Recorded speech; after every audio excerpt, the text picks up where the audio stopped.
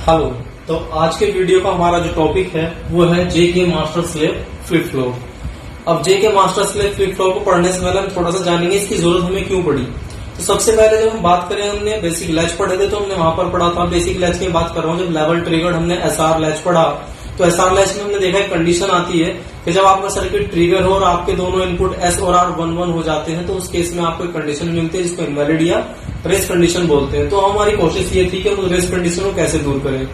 उसके लिए हम एक ट्रिक लेके आए, एज ट्रिगरिंग। एज ट्रिगरिंग में हमने देखा कि अगर हम जेके फ्लिप फ्लॉप यूज करते हैं और एज ट्रिगरिंग को यूज करते हैं तो आपको रेस कंडीशन नहीं मिलती, राइट। तो आपको मिलती है वहां पर टॉगल कंडीशन। अच्छा, इससे पहले हमने देखा अगर हम लेवल ट्रिगरिंग जेके लैच में यूज करते हैं तो जो लेवल ट्रिगर्ड जेके लैच है उसमें आपकी रेस कंडीशन दूर हो जाती है, लेकिन वहां पर एक दूसरी कंडीशन आ जाती है जिसको बोलते हैं रेस अराउंड कंडीशन, ठीक है ना। तो वो एक प्रॉब्लम क्रिएट हो जाती है। तो अगर रेस कंडीशन या रेस अराउंड दोनों को हमें खत्म करना है तो उसके लिए हम क्या यूज कर सकते हैं, उसके लिए हम यूज कर सकते हैं जेके फ्लिप फ्लॉप, राइट। ध्यान रखना, मैं बोल रहा हूँ जेके फ्लिप फ्लॉप। मैंने आपको बताया था फ्लिप फ्लॉप और लैच में डिफरेंस क्या होता है। तो फ्लिप फ्लॉप और लैच में मैंने डिफरेंस यही बताया था कि फ्लिप फ्लॉप आपका उसको बोलते हैं जब आप एज ट्रिगरिंग यूज करते हैं, राइट। और लैच आपका उसको बोला जाता है जब आप लेवल ट्रिगरिंग या फिर विदाउट कंट्रोल सिग्नल उसको यूज करते हैं।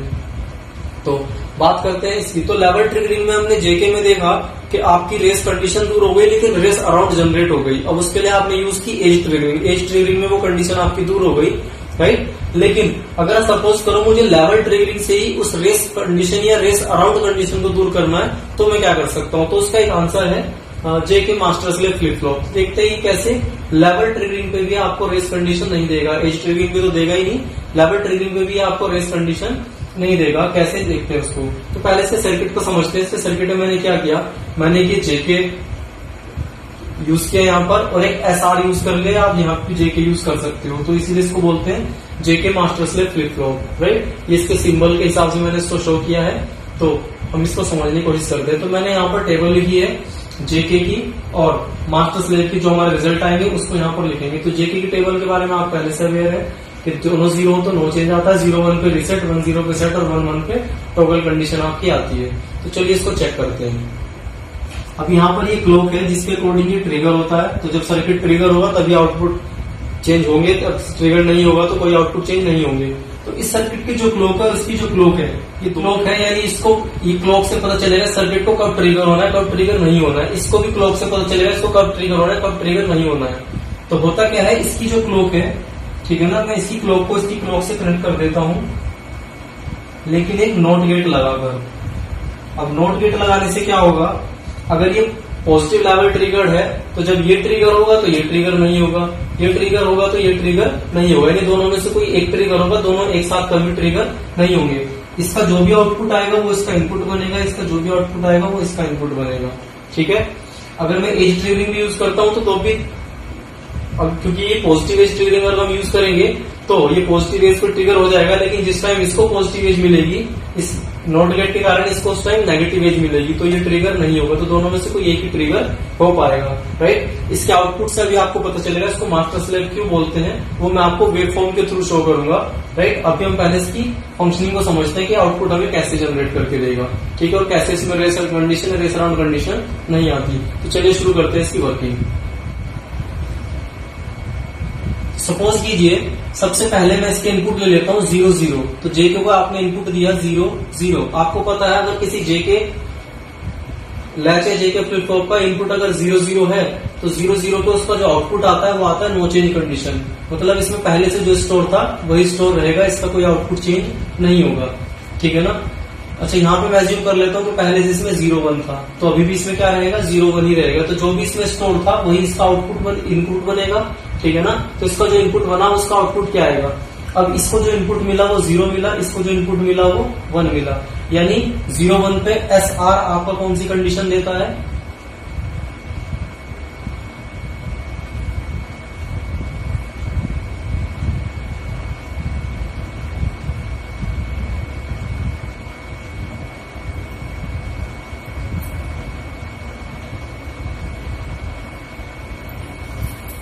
इसको एस को मिल गया, एस का इनपुट हुआ 0, आर का इनपुट हुआ 1।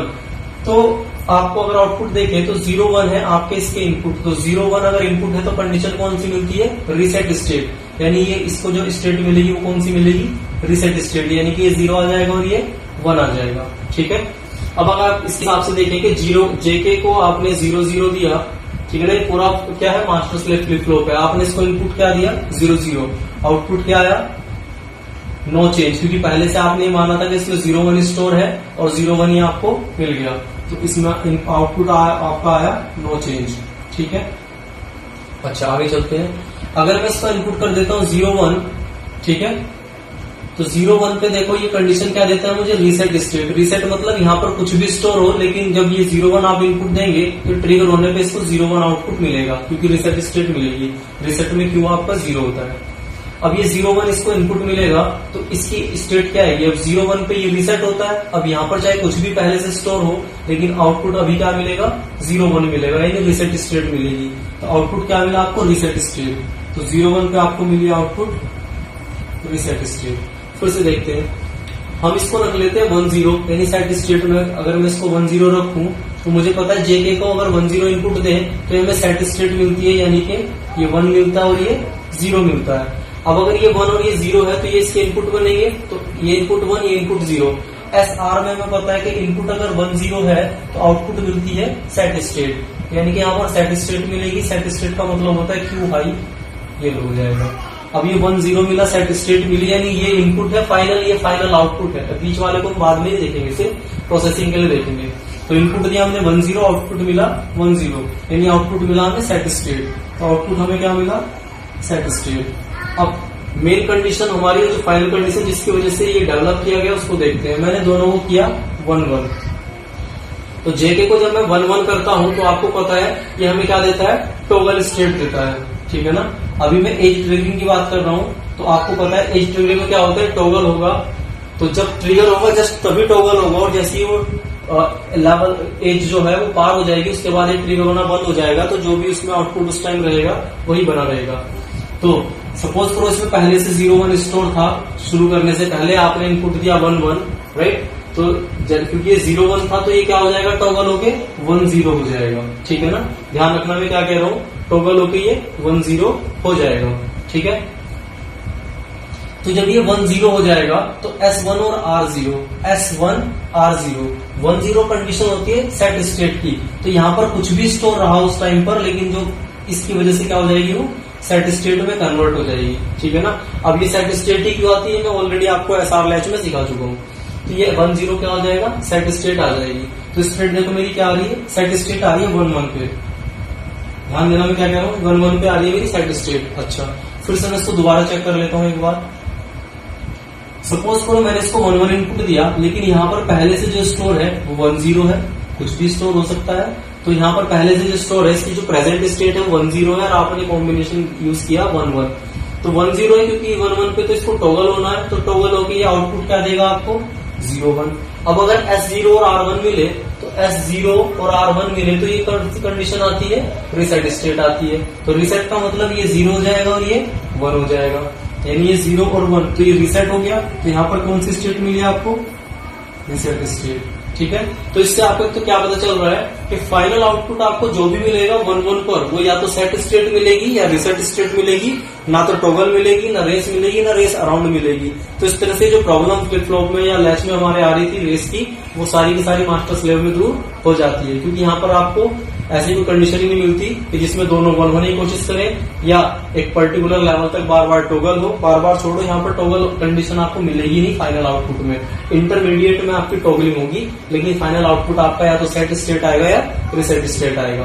तो इस तरह से हमारा मास्टर स्लेव फ्लिप फ्लॉप काम करता है। एग्जाम में अगर सपोज करो ये जेके है और ये भी जेके है, तो आपको कोई कंफ्यूज नहीं होना है, आप दोनों जेके भी यूज कर सकते हो। बेसिकली जो जेके और एसआर की टेबल होती है, आप देखो दोनों की लगभग सेम होती है, सिर्फ फर्क इसका होता है कि इसमें यहाँ पर टॉगल कंडीशन आती है। तो अगर आप यहाँ पर भी जेके यूज करते हैं तो उससे देखो क्या होगा, कंडीशन आपको तब भी सेट या रीसेट ही मिलेगी, क्योंकि आपका यहाँ पर जो भी कंडीशन आपको 0 1 या 1 0 ही मिलेगी हमेशा। और आपको पता है 0 1 या 1 0 पे कभी भी टॉगल कंडीशन नहीं आती है, रेस अराउंड या रेस नहीं आती, सेट या रीसेट ही मिलती है। और इस वाले को जब भी इनपुट मिलेगा वो हमेशा 0 1 या 1 0 ही मिलेगा, इसलिए इसमें ना तो कभी टॉगल होगा, ना रेस और रेस अराउंड आने के चांस बनेंगे। ठीक है, इसी चीज को हम एक बार वेव फॉर्म के थ्रू समझेंगे कि क्यों इसको मास्टर स्लेव बोला जाता है।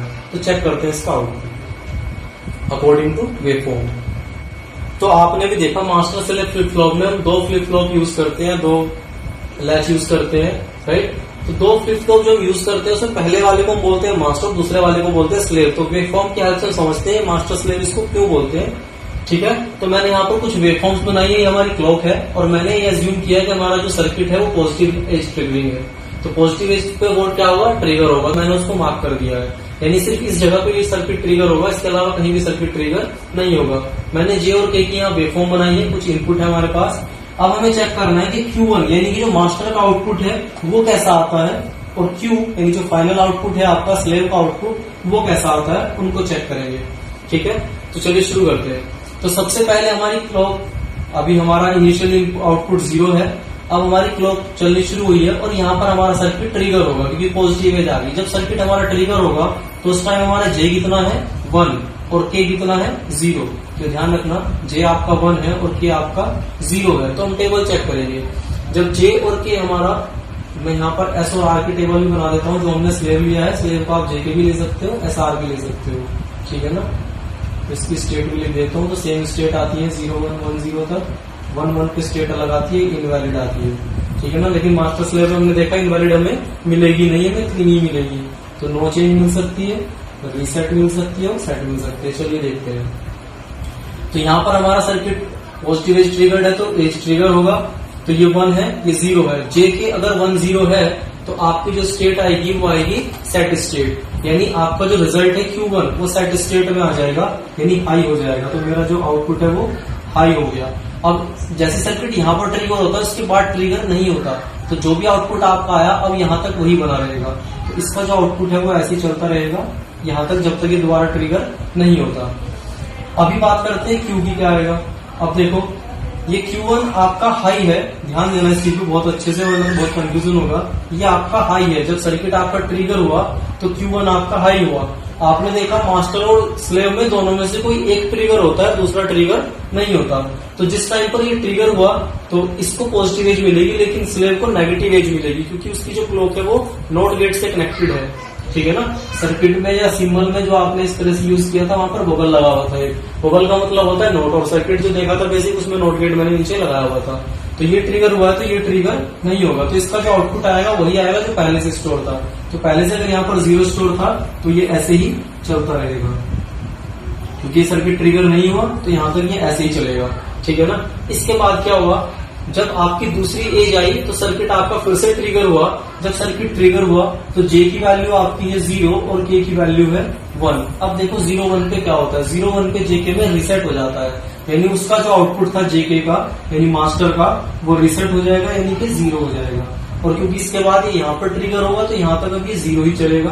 तो ये कुछ ऐसा आउटपुट आपको मिल जाएगा।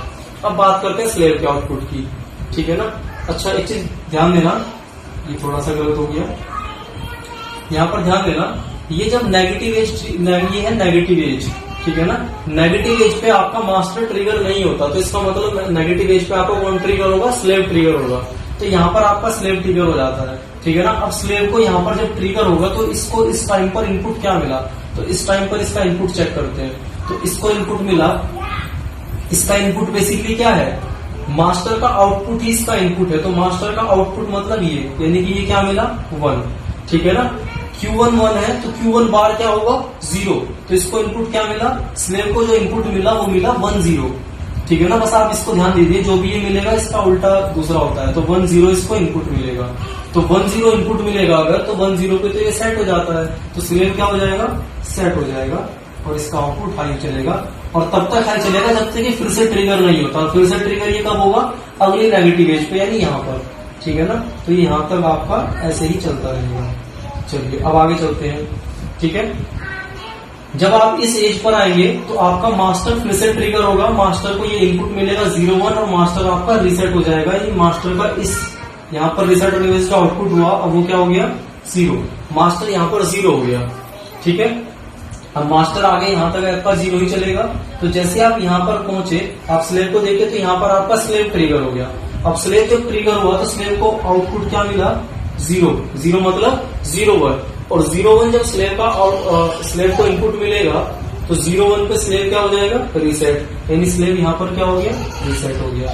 ये रीसेट होगा तो अगली नेगेटिव एज तक ऐसे ही चलेगा, तो ये ऐसे चलता रहेगा। इसके बाद अगर आप इस पॉजिटिव एज पे आते हैं तो यहाँ से आपका फिर मास्टर ट्रिगर होगा। मास्टर ट्रिगर होगा तो उसको इनपुट मिलेगा 1 एंड के 0, ठीक है।